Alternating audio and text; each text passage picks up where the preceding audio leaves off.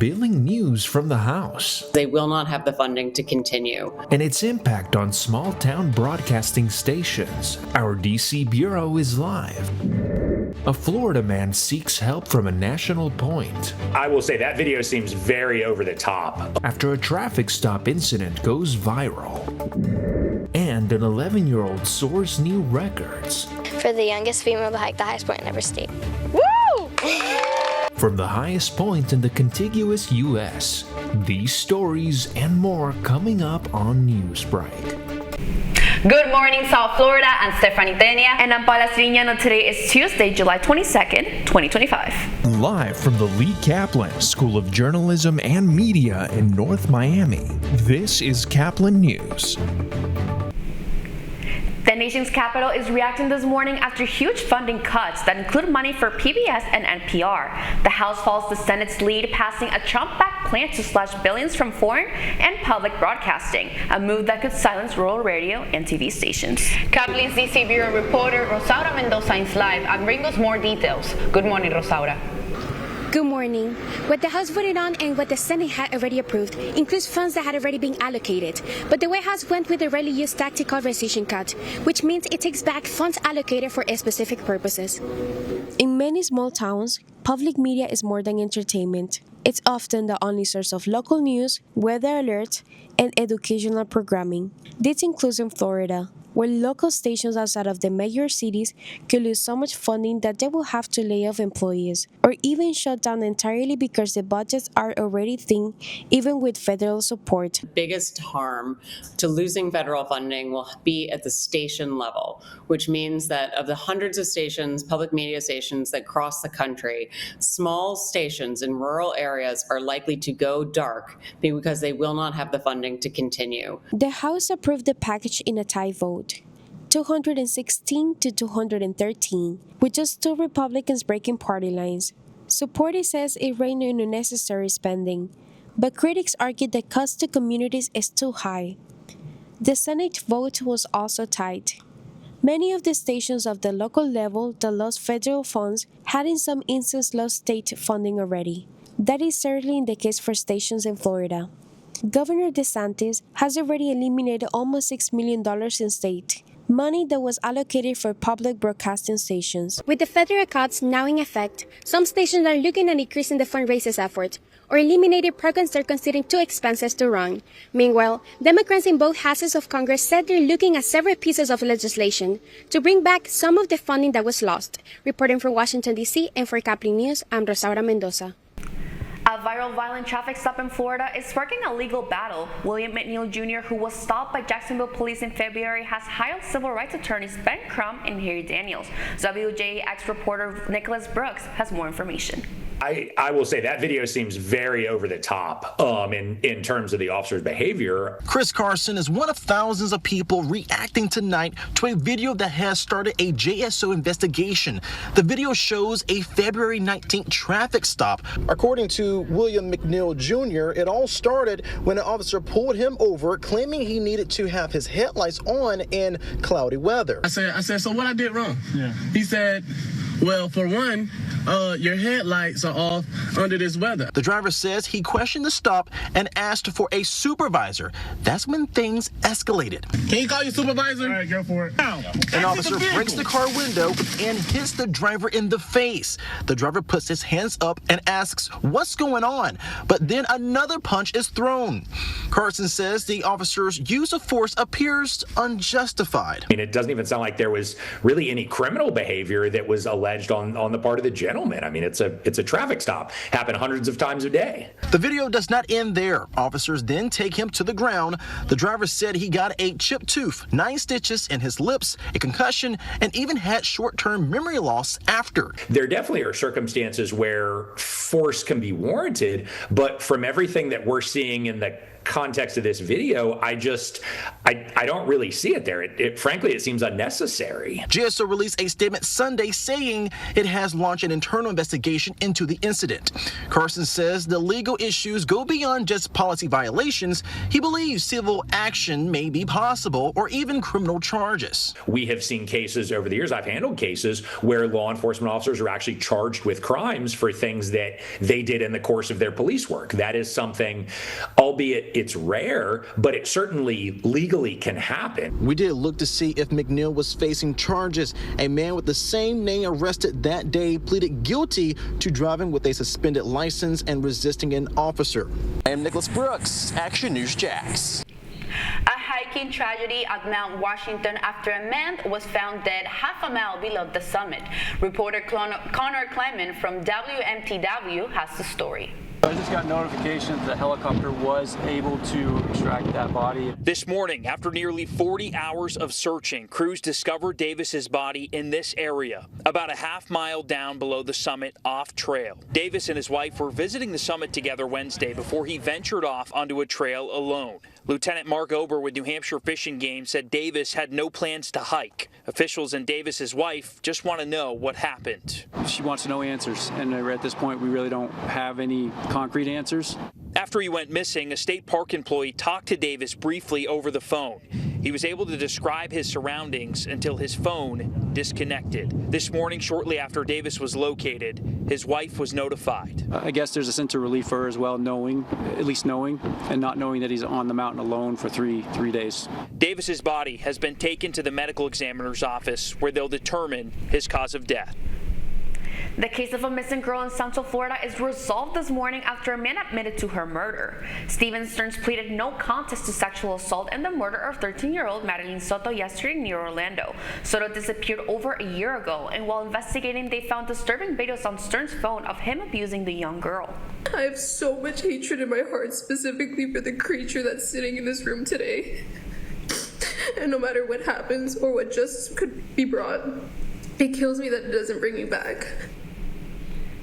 As part of Stearns' plea deal, he was sentenced to life in prison as opposed to a possible death sentence.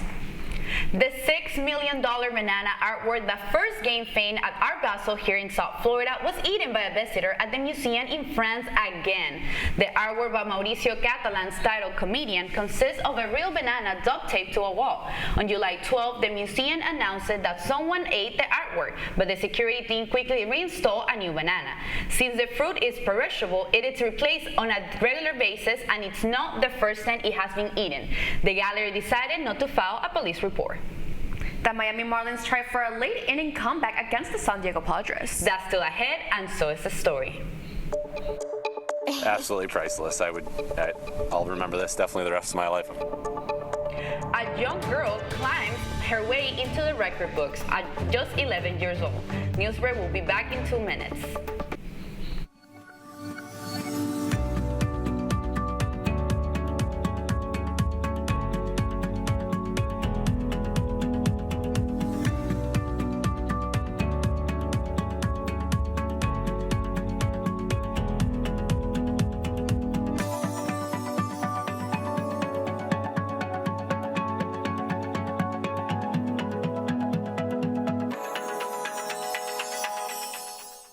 See us dream. See us remember. See us protest. You matter. Your feelings matter. Your identity matters. Everything about who you are matters. See us fight back.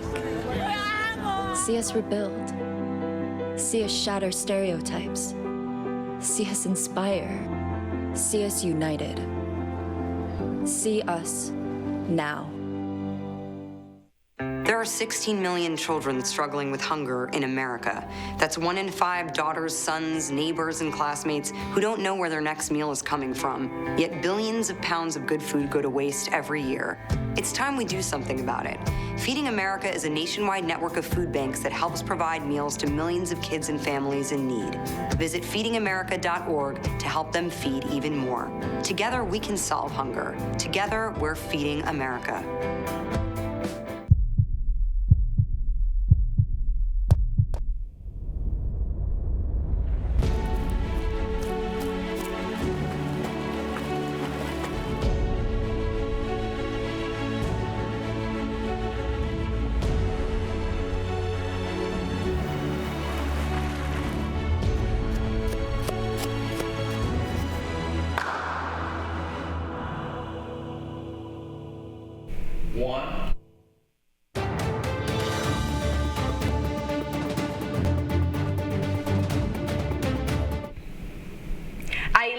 11-year-old girl is making trail time easy to break a new record. It took Madison Herrick 11 years, 11 months, and 23 days to climb the highest summit in all of the 48 continental states. WTIC's Victoria Anderson has more on the hiking accomplishment.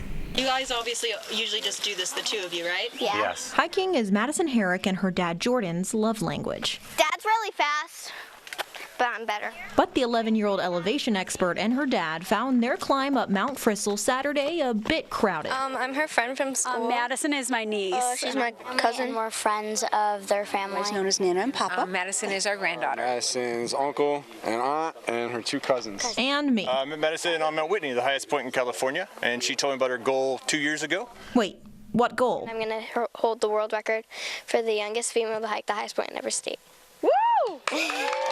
For the past 2 years, the Connecticut native has been hitting the highest heights in every state across the country. Rainier, Wyoming, Gannett Peak, Utah, Kings Peak. But saved the last one for her home state, surrounded by the people that made it possible. Fun. They're slowing you down a bit, you can be honest. Yeah. While her entourage may have been slower than her, they lifted her up through the whole thing. I'm Mom. Dad. And this is Cameron. Especially her favorite hiking partner, Dad. Priceless. Absolutely priceless. I'll remember this definitely the rest of my life. A natural leader. You're doing good. Madison led almost 30 of us up a 2.4-mile hike to the peak of the state, 900 feet in the air. How hard is this on a scale of 1 to 10 for you? Like a 1. Okay. Yeah, like a 1 for me too. It's light work for Maddie. And the best part is leaving her mark. Basically saying that you were there at the top of the mountain, and when you sign the book, you put like the date and where you're from. You did it! Woo! Surrounded by first-time hikers, experts, and grandparents supporting safely from the bottom. Hi, Grandma! Grandpa! What's next? Well, going down, but also maybe a few pleas to Mom on their next plan. We're going to do Kilimanjaro, and then Rainier, and then hopefully Denali if Mom lets us. There's no limit for Madison and her dad. Well, maybe an okay for Mom, but she wouldn't have it any other way. And I honestly couldn't have picked a better father for my children. And though the views are temporary, memories with Dad, those are etched into the skyline of America forever. I'll never forget this. Reporting from the highest peak in Connecticut with the now world record holder, Madison Herrick. Victoria Anderson, Fox 61. The Marlins tried bravely but failed to hold off the Padres last night at Lone Depot Park. It all started in the second inning with Jackson Merrill and Martin Maldonado hit RBIs doubles, putting San Diego ahead of the Marlins. From there, the Fish tried to come back after Agustin Ramirez slammed a home run to center field. However, the Marlins didn't swing fast enough, with the Padres taking the victory. The score was Padres 2, Marlins 1. The series continues tonight at 6:40 p.m. You're watching Newsbreak, and we're coming right back. Last week, Brandon met a girl on a dating app. One day after work, he finally found the courage to ask her out. No answer. He started to panic. Was he being too pushy? Maybe it was too... Hey, sorry I didn't respond. I was driving. I would love to go on a date. How does tonight sound? Brandon tried to play it cool, but inside he knew. A girl so smart, so responsible. She must be a keeper.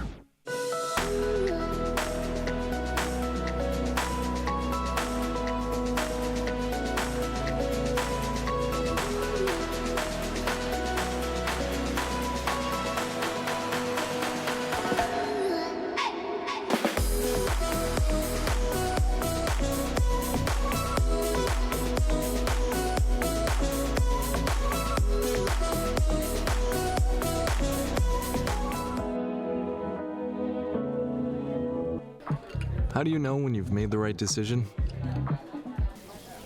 It's the feeling you get in your gut. The one that tells you what's right or wrong. It's the one that says, sure, I can have a drink. Or the feeling that says, okay, I've been drinking. Now what? It's the voice inside you that says, I'm buzzed.